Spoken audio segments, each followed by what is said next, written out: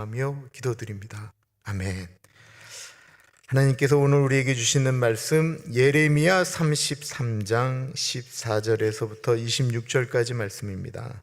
예레미야 33장 14절에서부터 26절까지 말씀, 하나님의 말씀 받들어 봉독할 때에 살아계신 하나님의 음성을 들으시기 바랍니다. 여호와의 말씀이니라. 보라, 내가 이스라엘 집과 유다 집에 대하여 일러준 선한 말을 성취할 날이 이르리라. 그날 그때에 내가 다윗에게서 한 공의로운 가지가 나게 하리니 그가 이 땅에 정의와 공의를 실행할 것이라.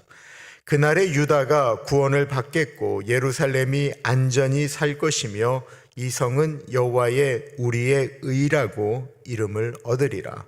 여호와께서 이와 같이 말씀하시니라. 이스라엘 집에 왕위에 앉을 사람이 다윗에게 영원히 끊어지지 아니할 것이며 내 앞에서 번제를 드리며 소제를 사르며 다른 제사를 항상 드릴 레위 사람 제사장들도 끊어지지 아니하리라 하시니라. 여호와의 말씀이 예레미야에게 임하니라. 이르시되 여호와께서 이와 같이 말씀하시니라. 너희가 능히 낮에 대한 나의 언약과 밤에 대한 나의 언약을 깨뜨려 주야로 그때를 잃게 할 수 있을진데 내 종 다윗에게 세운 나의 언약도 깨뜨려 그에게 그의 자리에 앉아 다스릴 아들이 없게 할 수 있겠으며 내가 나를 섬기는 레위 제사장에게 세운 언약도 파할 수 있으리라. 하늘의 만상은 셀 수 없으며 바다의 모래는 측량할 수 없나니 내가 그와 같이 내 종 다윗의 자손과 나를 섬기는 레위인을 번성하게 하리라 하시니라. 여호와의 말씀이 예레미야에게 임하니라. 이르시되 이 백성이 말하기를 여호와께서 자기가 택하신 그들 중에 두 가게를 버리셨다 한 것을 내가 생각하지 아니하느냐. 그들이 내 백성을 멸시하여 자기들 앞에서 나라로 인정하지 아니하도다. 여호와께서 이와 같이 말씀하시니라. 내가 주 야와 맺은 언약이 없다든지 천지의 법칙을 내가 정하지 아니하였다면 야곱과 내 종 다윗의 자손을 버리고 다시는 다윗의 자손 중에서 아브라함과 이삭과 야곱의 자손을 다스릴 자를 택하지 아니하리라.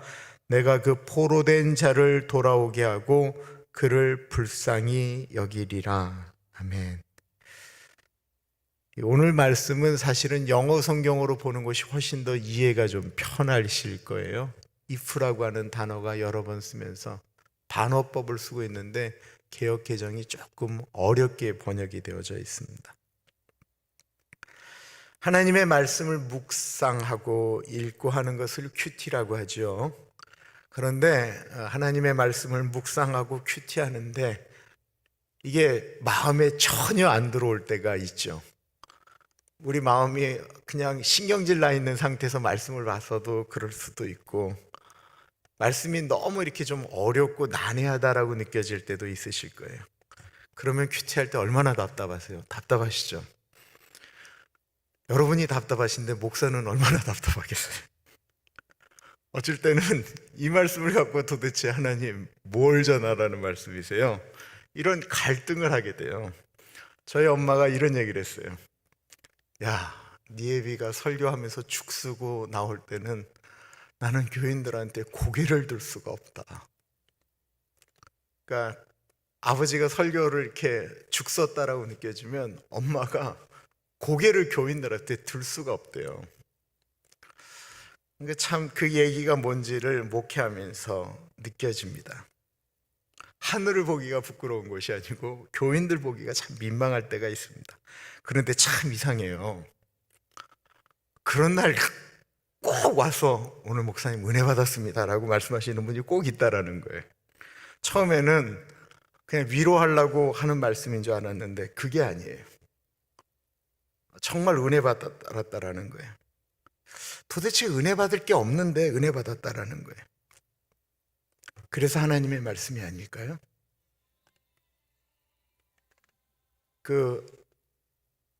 박영선 목사님, 남포교회 박영선 목사님이 쓰신 책에 이런 내용이 나와요. 그분이 빌리그레암 목사님의 얘기를 하는데 시편에 보면 이런 이야기가 있거든요. 지붕 위에 외로운 참새와 같은 이이다 라는 표현이 있어요, 시편에. 빌리 그레이엄 목사님이 미국에서 사시면서 지붕 위에 참새가 앉는 것도 본 적이 없고 전혀 다가오지 않는, 참 성경에는 별 이상한 내용도 다 있다, 진짜 그러셨대요. 그런데 영국에 가서 이렇게 집회를 하려고 하는데 어느 분이 다가와서 목사님은 저를 기억하시지 못하지만 저는 목사님을 기억합니다, 이러시더래요. 빌리 그레이엄 목사님이 좀 많이 다니셨겠어요? 그래서 어떻게 저를 기억하십니까? 그런데 어느 날 목사님이 설교를 하면서 시편을 하는데 그냥 말씀을 읽으셨대요.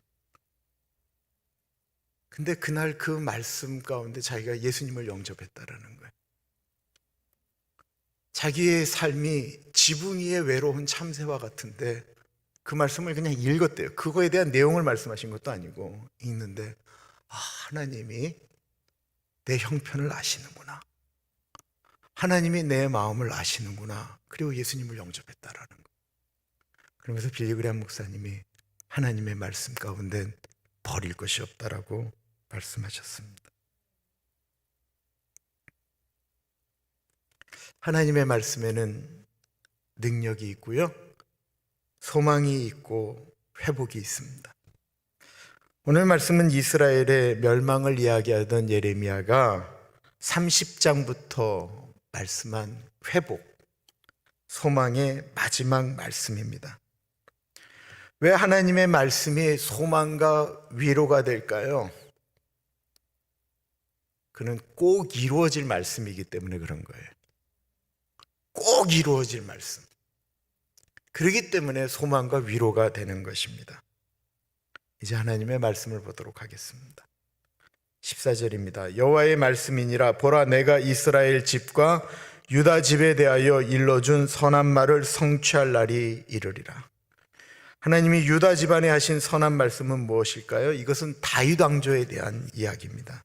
그것은 다윗 왕조가 영원할 것이다 라고 이야기했던 거예요.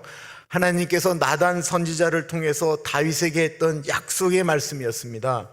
사무엘하 11장입니다. 내 집과 내 나라가 내 앞에서 영원히 보존되고 내 왕위가 영원히 경고하리라 하셨다 하라. 나단이 이 모든 말씀들과 이 모든 계시대로 다윗에게 말하니라. 이렇게 약속하셨어요. 그런데 나라가 지금 멸망하게 되었거든요. 그렇다고 한다면 이스라엘 민족의 마음 가운데 하나님이 약속하셨던 다윗 왕조가 영원하실 것이다 라고 하는 이 말씀은 부도가 나는 이야기인가 라고 하는 것입니다. 그런 이스라엘 사람들에게 하나님께서 다시 약속의 말씀을 주신 것이 15절과 16절입니다.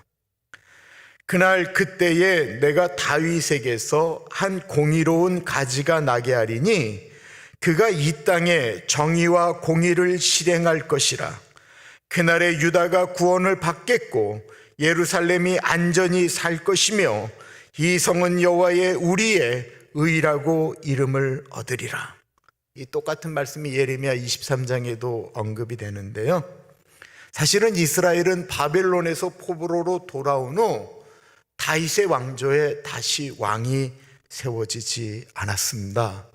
다윗 왕조는 끝난 것 같습니다. 이스라엘 민족은 아직도 이 말씀을, 약속의 말씀을 그대로 확실히 믿기 때문에 그들의 국기에는 다시 하나님께서 이 땅 가운데 다시 다윗의 왕조가 세워질 그 메시아를 기다리면서 별을 하나 그려 넣었죠. 그것이 바로 다윗별이에요. 2차 세계대전 때 유태인들을 구별하기 위하여 그들의 가슴에 박게 만들었던 그 다윗별, 그들은 그렇게 다윗 왕조를 그리워합니다. 그렇다고 한다면 아직 이루어지지 않은 것입니까? 다윗에게서 나오는 공의로운 가지는 무엇일까요? 말할 것도 없이 예수 그리스도이시지요. 마태복음 1장 1절 말씀은 마태복음은 유대인들에게 주는 복음서거든요. 마태복음 1장 1절은 그래서 유대인들에게 이렇게 말씀하고 있어요. 아브라함과 다윗의 자손 예수 그리스도의 계보라. 예수님이 다윗의 계보라는 거예요. 다윗의 가지라는 거예요. 그렇게 말씀하고 있는 것입니다. 이스라엘 다윗의 자손들 보면 솔로몬, 그의 아들 르호보암, 그렇게 하면서 좋은 왕보다 나쁜 왕들이 더 많았어요. 왕이 공의롭지 못할 때마다 그 공의롭지 못한 그 나쁜 영향력이 이스라엘 사람들에게 흘러가서 나라가 어려움을 겪고 우상 숭배하고 그랬었습니다. 그런데 그런 왕이 아닌 정의와 공의로 이 세상을 다스릴 왕이 나온다라는 거예요. 예수 그리스도. 한국에 봉원교회라고 있어요. 인터넷으로 나중에 한번 검색해 보시면 재미있는 교회예요. 봉원교회. 제 친구 그 박용건 목사라고 하는 친구가 담임으로 있는 교회인데, 이 박용건 목사가 이 신학교 다닐 때부터 참 재미있었어요. 그 교회는 어떻게 하냐면 이 옥상에 논을 만들었어요. 이쪽에는 포도밭을 만들었고요. 한국에 뭐 그렇게 크지 않은 꽃이잖아요. 이렇게 그냥 올렸는데 논 만들고 포도밭 만들고, 그리고 빗물을 받아서 빗물을 가지고 농사를 짓게 하고, 그리고 때때마다 애들이 옥상에 가서 벼농사하고 개들이 추수하고 하는 것들로 이렇게 하면서 녹색교회라고 아주 상도 받고 하는 곳인데, 이 박용건 목사님이 좀 특별한 친구예요. 아주 정의로운 친구예요. 그냥 어떤 불의한 일일 때마다 나가서 외치고 하는 그런 친구예요. 그런 거에 대한 고백을 너무 많이 하는 참 좋은 친구인데, 얼마 전에 그 9월 1일 날 본인이 했던 설교의 내용을 보내왔어요. 읽으면서 참 한국에서 목회하는 목회자의 가슴이 얼마나 타 들어갈까라는 생각이 들었습니다. 읽어보겠습니다. 요즘은 뉴스 보는 것이 참 무서운 일이 되었습니다. 뉴스에 교회 이야기가 너무 자주 등장하기 때문입니다. 그것도 별로 좋지 않은 일로 교회가 등장하다 보니 뉴스 보는 것이 싫고 아주 무서운 일이 되었습니다. 하지만 그냥 외면할 수 없는 현실입니다. 교회와 그리스도인들이 사랑하는 사람들로 인식되지 않고, 또한 새로운 삶의 방식을 보여주는 신비로운 사람들로 인식되고 있지 않는 현실, 오히려 이기적이고 비상식적인 집단으로 인식되어 사람들의 깊이 대상이 되어 있는 현실, 물론 억울한 마음이 들 수도 있습니다. 그러나 지금은 억울한 마음을 표출할 때가 아닙니다. 그 어느 때보다 열심히 사랑해야 할 때입니다. 이 세상 질서와는 다른 하나님 나라 삶의 방식을 보여주어야 합니다. 이렇게 설교를 시작하다가 마지막에는 예레미야처럼 통곡하며 외칩니다. 성도 여러분, 왜 교회가 필요하다고 생각하십니까? 목사의 일자리를 위해서, 목사의 부귀영화를 위해 교회가 필요한 것은 아닙니다. 만약 교회가 그런 것이라면 하루빨리 사라져야 합니다. 교회는 또한 교회 자신을 위해서 존재해서도 안 됩니다. 어떤 교회가 자기 교회에 속한 사람들에게만 관심을 두고 교회 밖 사람들이나 다른 교회를 존중하지 않는다면 그 교회도 역사 속에 존재해서는 안 됩니다. 교회는 세상을 위해서 존재해야 합니다. 교회는 또한 함께 그리스도의 몸을 이루는 다른 교회의 지체들을 존중하고 그들과 기꺼이 하나가 되고자 해야 합니다. 그리고 그것을 위해서 우리는 어둠의 일을 벗어버리고 빛의 갑옷 예수 그리스도를 옷 입어야 합니다.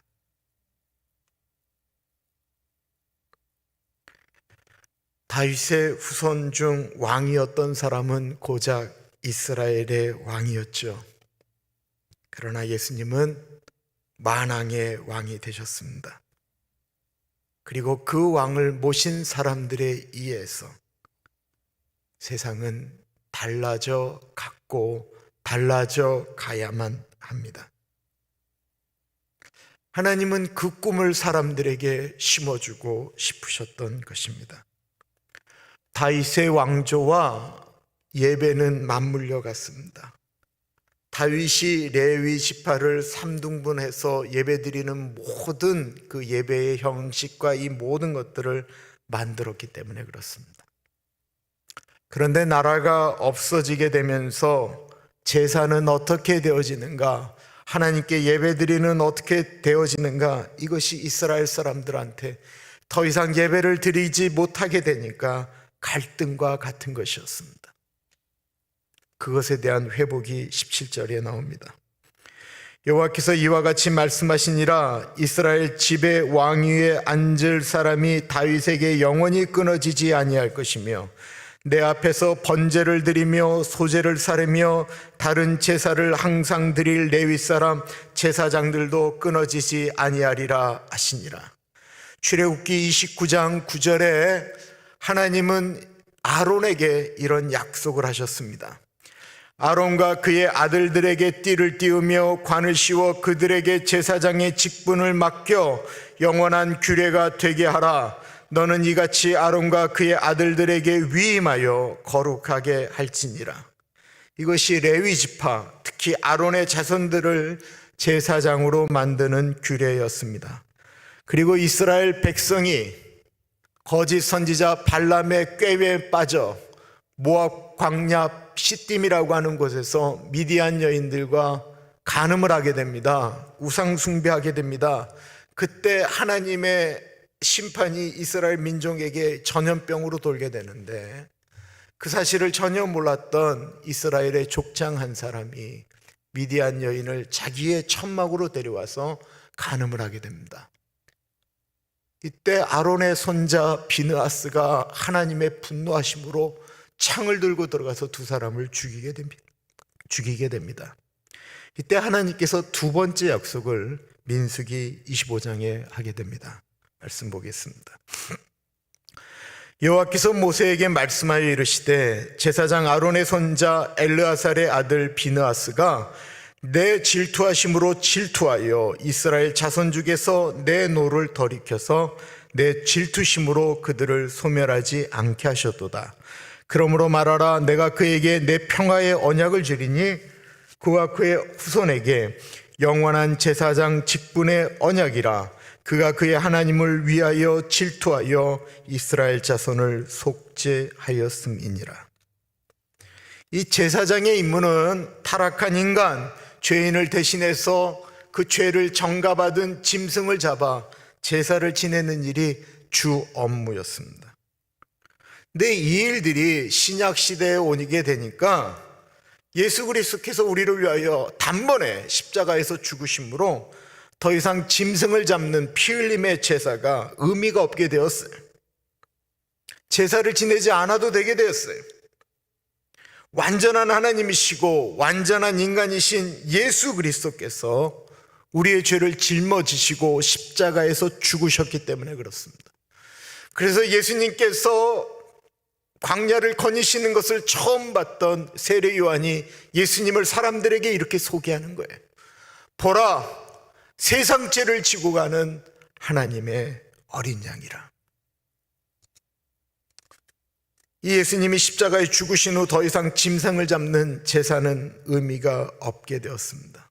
그렇다고 한다면 예수님의 십자가 사건, 이 이후에 하나님께서 약속하셨던 제사장을 남겨놓는 것은 무엇이냐라고 하는 것입니다. 우리가 읽었던 요절 말씀 중에 로마서 12장 1절 말씀이 있죠. 그러므로 형제들아, 내가 하나님의 모든 자비하심으로 너희를 권하노니 너희 몸을 하나님이 기뻐하시는 거룩한 산 제물로 드리라. 이는 너희의 드릴 영적 예배니라. 예수님의 십자가 사건은 은총이고 우리에게 감사이지만 어떤 경우에는 그것은 하나의 또 다른 의무입니다. 그전에는 흠없는 짐승을 잡았습니다. 그런데 우리는 흠이 있습니다. 예전에는 짐승을 잡으면 되었지만 이제는 하나님께서 우리에게 직접 네가 제사장이 되어서 네 몸을 거룩한 산 제물이 되게 하라고 말씀하고 있는 것입니다. 레위 지파가 더 넓혀졌습니다. 우리 한 사람 한 사람이 레위 지파가 돼서 하나님께 제사 드리는 제사장이 되었다라는 것입니다. 이것은 요절로 끝나서는 안 되는 말씀입니다. 어떻게 살아가는 것이 하나님이 기뻐하시는 삶일까 고민하는 것입니다. 내 죄를 예수 그리스도께서 십자가에서 짊어지시고 용서하셨다라고 하는 것으로 내가 제사가 되어오는 것인가? 그거 아니에요. 그거를 더 뛰어넘는 거예요.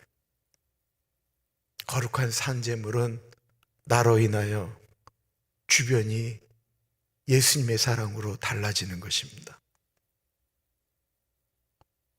요즘은 묵상이 다 그쪽으로 가게 돼요.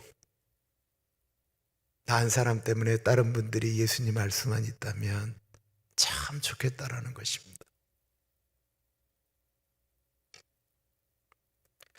하나님의 약속은 변하지 않습니다. 이 이야기를 20절이 설명하고 있는데, 우리가 해는 낮에 뜨잖아요. 그죠? 해가 밤에 뜨지 않잖아요. 해는 동에서 뜨잖아요. 그리고 서쪽으로 지잖아요. 이 얘기를 20절에 말씀하고 있는 거예요. 여호와께서 이와 같이 말씀하시니라, 너희가 사람이 능히 낮에 대한 나의 언약과, 낮에 대한 언약은 해가 동쪽에서 뜨고 낮에 뜨고 하는 것을 얘기하는 거예요. 밤에 대한 나의 언약을 깨뜨려 주야로 그때를 잃게 할 수 있을진데, 이게 영어 성경으로 보면 if you can 이라고 나와요. 이게 안 된다라는 것을 더 강조하기 위해서 이야기한 것입니다. 만약에 사람이 그렇게 할 수 있다고 한다면 21절이 적용이 돼요. 너희가 그렇게 할 수 있다고 한다면 내 종 다윗에게 세운 나의 언약도 깨뜨려 그에게 그의 자리에 앉아 다스릴 아들이 없게 할 수 있겠으며, 내가 나를 섬기는 레위인 제사장에게 세운 언약도 팔 수 있으리라. 그러나 이것이 낮이 밤이 바뀌지 않는 것처럼 인간이 할 수 없다라고 강조하는 거예요. 인간은 하나님의 약속을 깨뜨릴 수 없다라는 거예요.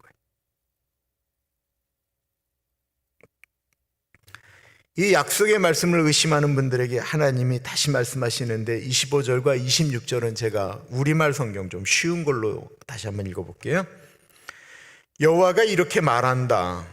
낮과 밤에 대한 내 언약이 흔들릴 수 없고 하늘에 대한 내 규례가 무너질 수 없는 것처럼 내가 야곱과 내 종 다윗의 자손을 버리지 않을 것이며, 그 자손 가운데서 아브라함과 이삭과 야곱의 자손을 다스릴 사람을 선택할 것이다. 내가 그들의 포로들을 돌아오게 하고 그들을 긍휼히 여길 것이다. 하나님이 하신 약속의 말씀을 꼭 지키겠다라는 것입니다. 이 약속의 말씀을 믿기 때문에 우리의 삶을 조금 불편해도 우리의 삶이 거룩한 제물이 되면 하나님께서 우리에게 주시는 약속의 말씀이 있다라는 것입니다. 내 죄에 대한 용서뿐만 아니라 하나님의 나에게 주신 은혜가 너무 크기 때문에 그 은혜를 베풀며 살려고 하는 삶, 그런 삶 때문에 교회가 그래도 지금까지 존재한 것이고요. 어느 순간부터 교회 교인이 개인화되기 시작하면서 교회가 참 능력을 많이 잃어버렸습니다. 지난주 밤에 저녁에 저희 선교부장인 이장로님한테 전화가 왔어요. 남아공에 있는 김현주 선교사님에게, 김현주 선교사님이 이렇게 매일 가운데 그냥 넋두리 하신 거죠. 된장찌개 한 번만 먹었다고 한다면, 고추장에 밥 비벼 먹었으면 뭐 이런 얘기를 하니까 그래서 또 선교부장이 좀 부담스럽잖아요. 그래서 저희에서 170불어치 물건을 사서 이제 보내기로 결정을 한 거예요. 흔하게 여기서는 흔하게 먹는 건데는 선교지에서는 도저히 못 먹는 것들. 근데 우리 마음이 좀 그랬으면 좋겠어요. 선교지에 갔으면 거기 사람들하고 똑같이 먹지. 뭐 선교사가. 우리 안 그랬으면 좋겠어요. 우리는 아무 때나 먹는 건데 그럴 수 있잖아요. 우리도 한국 생각하면 그리운 것들이 있잖아요. 그죠? 그래서 하여튼 그 박스를 만들었대요. 근데 전화가 온 거예요. 목사님, 우체국에서 보내면 470불이고요. 페덱스로 보내면 700 몇 불이고요. UPS로 보내면 800불이 넘는데 어떻게 쓰면 좋겠냐라는 거예요. 그 마음은 이해되지만 그렇게 큰 돈을 써서 보내는 것이 주저가 되는 거죠. 돈으로 보내십시오 라고 말씀드리고 안 보내기로 했는데 며칠 전 울면서 뭘 간증을 하는 거예요. 저는 그날 유난히 많이 울길래 제 설교에 은혜 받아서 그런 줄 알았더니 아니었어요. 예배가 끝나고 어느 분이 경비를 주셨다라는 걸, 그걸 보내 경비를. 이게 경제적인 가치, 세상적인 가치로 따지면 말이 안 되는 얘기죠. 그죠? 근데 우리 삶의 감동이라고 하는 건 세상의 계산으로 안 되는 일 때문에 일어나는 일 아닙니까? 우리가 예수 그리스도의 십자가 은혜가 감격인 것은 그게 이렇게 세상적인 방법이나 어떤 거하고는 이렇게 비교할 수 없는 방법 때문에 그런 것 아니겠어요? 하나님께서 마태복음 10장 42절에 이렇게 말씀하고 계세요. 또 누구든지 제자의 이름으로 이 작은 자 중 하나에게 냉수 한 그릇이라도 주는 자는 내가 진실로 너에게 이르노니 그 사람이 결단코 상을 잃지 아니하리라. 또한 하나님이 우리를 돌보시는 그 사랑도 우리가 잊지 말아야 합니다. 어떤 형편 가운데도 하나님은 우리를 돌보고 계신다라는 것입니다. 묘한 거는 노인 아파트에 사시는 어른한테 이렇게 전화를 드리면 늘 감사하는 이야기를 하는 분도 있는데 멀쩡하게 모든 거 다 갖추고 저분은 정말 부러운 것도 없겠다라고 생각하는데 늘 뭐가 불안하고 불만적인 얘기를 하는 거 보면 감사는 자기가 갖고 있는 것 때문에 감사하는 건 아니다 라고 하는 생각이 들게 됩니다. 1887년 26살 난 아주 믿음이 좋은 여자 선생님이 있었습니다. 하나님께 받은 은혜가 너무 컸기 때문에 그 믿음을 가지고 소년원에서 불량 소년들을 하나님께로 인도하는 일을 했습니다. 에드먼드 히윗이라고 하는 처녀 선생님이었는데요. 어느 날 한 소년과 이렇게 상담을 하고 있는데 소년원에서 한 아이가 분노에 차서 벽돌을 집어서 상담을 하고 있는 이 에드먼드 히빗의 등을 쳤어요. 척추 7개가 골절되면서 7개월 동안 꼼짝 못하고 대소변을 남이 받아가야 되면서 이 건강했던 선생님이 누워있게 되었습니다.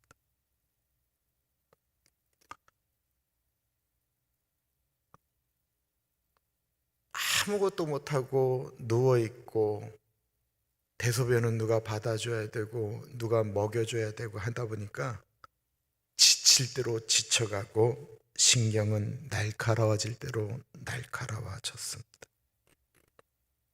처음에는 하나님께 기도하며 나아가는 인생을 살았는데 시간이 지나자 자기를 이유 없이 공격한, 내가 그렇게 사랑을 줬음에도 불구하고 자기에게 그런 악한 행동을 한 소년을 용서할 수 없는 증오와 미움이 자라나기 시작했습니다. 뭐 충분히 그렇죠. 자기는 누워있는데 바깥에 이렇게 햇빛이 좋은 것도 싫은 어느 날, 봄날인데 너무 햇빛이 좋은 거예요. 너무 화가 치미는 거예요. 그 햇빛 좋은데 사람들이 돌아다니는 것도 화가 치밀어요. 더 마음이 힘들어지고 우울해지는데 1818세기만 해도 얼마나 그 많은 흑인들이 이게 청소부 다 그런 거 하셨잖아요. 자기 방에 와서 흑인 여자가 이렇게 청소를 하는데 콧노래를 부르면서 막 청소하는 거예요. 그런데 거기에 이 에드먼드 히윗이 벨이 꼴리기 시작했어요. 절대로 그런 표현을 아는 여자였는데 이 흑인 여자를 보면서 이 벨이 꼴리니까 진짜 하면 안 될 말을 툭 던진 거예요. 뭐 그때는 또 써도 됐는지 모르겠지만 소리를 지르면서, 아니 청소하는 주제에 뭐가 그리 좋아서 웃으면서 노래를 하느냐고 소리를 질렀대요. 그러자 이 흑인 청소부 여자가 화를 내지 않고 미소를 띠면서 이 에드먼드 히윗에게 이렇게 이야기하였습니다. 좋지 않다니요. 나에게 닥친 모든 형편과 처지를 찬송으로 바꿀 수 있는 힘을 우리 예수님께서 주셨는데 어떻게 즐겁지 않을 수 있어요? 근데 이 히윈 여사가 거기에 이제 너무 충격을 받은 것이죠. 평생 남의 집에 청소만 하고 사는 흑인 여자가 자신의 처지를 비관하지 않고 찬송할 수 있다니. 나는 평생 주님의 일을 해온 나에게 이런 시련을 내리셨다라고 원망만 하고 있지 않았던가. 너무 마음이 어려워서 이렇게 시를 쓰기 시작했어요. 그 흑인을 보면서 기도하기 시작했어요. 주 안에 있는 나에게 난 근심이 있으랴. 십자가 밑에 나아가 내 짐을 풀었네. 그 두려움이 변하여 내 기도가 되었고 전날의 한숨 변하여 내 노래가 되었네. 이렇게 시를 쓰다가 본인이 시를 잘 쓰는 재능이 있다라는 것을 알게 돼서 그분의 시가 저희 찬송가에 여러 편이 실리게 되었습니다. 그리고 감사하다가 이분의 척추가 다 나음을 받게 됐어요. 소년을 용서하고 다시 학교로 돌아가서 이분의 모든 찬송시는 아이들을 가리키면서 아이들을 사랑하면서 만들어진 주님을 사랑하는 고백이 되었습니다. 하나님의 약속의 말씀은 변치 않으시죠? 그러면 우리 머뭇거리지 말고 주님이 주시는 약속의 말씀을 붙들고 감사하면서 이겨나가자고요. 내 안에 예수님이 계시는 것을 분명히 믿으면 우리 한번 삶의 멋진 간증을 만들어 보자고요. 내 안에 예수님이 계시면 간증이 만들어지고요, 내 안에 내가 있으면 욕심이 더 만들어집니다. 우리도 같이 한번 고백해 볼까요? 주 안에 있는 나에게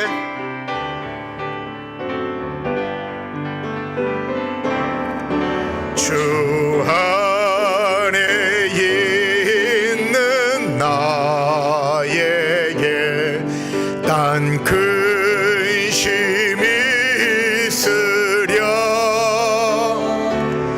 십자가 밑에 나아가 내 짐을 풀었네. 주님을 찬송하면서 할렐루야 할렐루야 내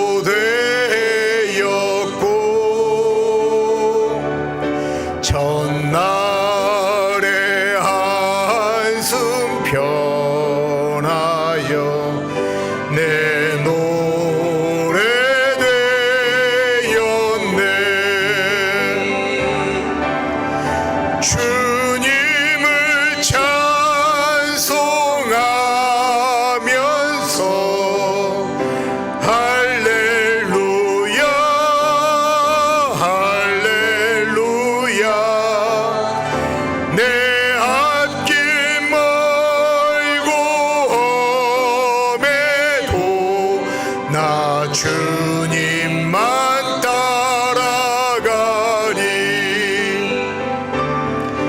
내 주는 자비하셔서 늘 함께 계시고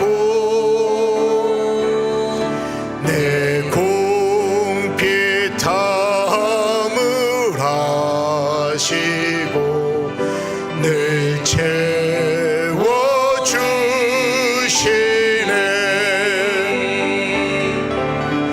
주님을 찬송하면서 할렐루야 할렐루야. 내 앞길 멀고 험해도 나 주님만 따라가리. 내 주와 맺은 언약은 영불변하시니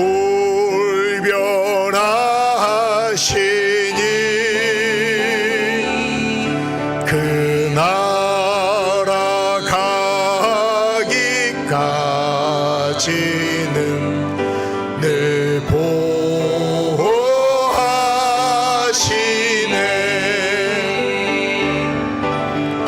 주님을 찬송하면서 할렐루야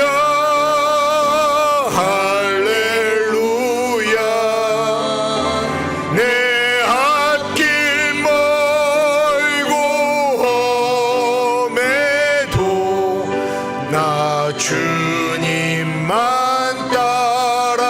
따라가리. 4절 다시 부르겠습니다. 내 주와 맺은 언약은 주와 맺은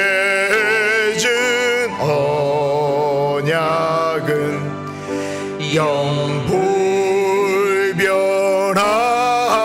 영불변하시니 그 나라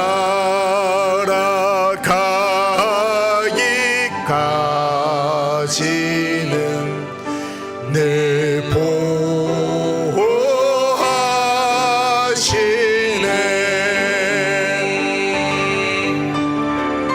주님을 찬송하면서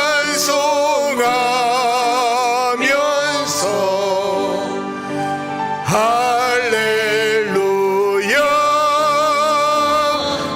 할렐루야. 내 앞길 멀고 험해도 나 주님만 따라가리.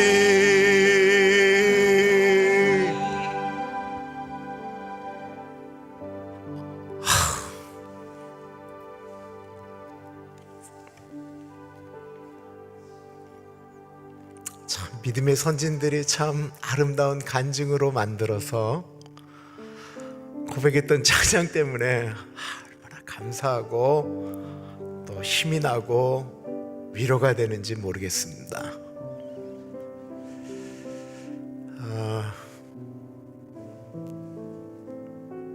우리 몸은 시간이 지나가면 약해집니다. 우리의 인생이 70이고요 강건하면 80이라고 했으니까 다시 덤으로 사시는 거예요. 나이가 들어보니까 쥐고 있는 것들이, 그런 것들이 내 자신에게 이렇게 보호되지 않는다라고 하는 것도 우리가, 제가 이게 노후 대책 이런 걸 하지 말라는 말씀이 절대로 아닙니다. 근데 우리가 하나님께서 약속하셨던 약속의 말씀을 우리가 분명히 믿으면 우리에게 할 수 있는 일들이 생기는데, 그거는 뭐냐면 내가 이 땅 가운데 사는 동안 예수 그리스도로 인한 열매를 맺을 수 있다는 거예요. 그 약속의 말씀을 붙들었던 사람들은 바벨론에 가서도 다니엘처럼 사드락과 메삭과 아벳느고라고 하는 사람처럼 식민지 생활하면서도 그들은 열매를 맺을 수가 있었고요. 왜 내 인생은 이 모양 이 꼴이고 내 나라는 이것밖에 안 됐느냐라고 늘 불평불만하는 사람은 그렇게 살다가 죽었다라는 거예요. 내 안에 예수 그리스도가 주시는 은혜가 있으면 우리는 죽을 때 주님께 드릴 열매를 갖고 나아가는 것입니다. 하나님이 분명히 우리에게 약속하셨습니다.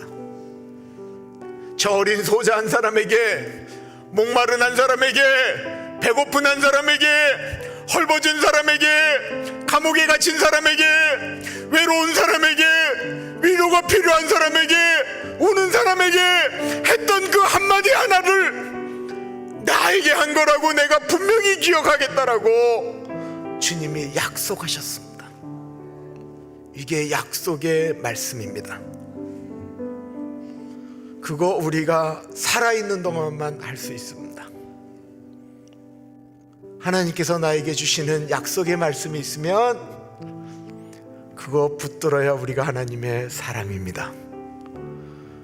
우리 기도하겠습니다. 하나님, 나에게 말씀을 주시면 내가 그 말씀 가슴에 꼭 간직하고 실천하겠습니다.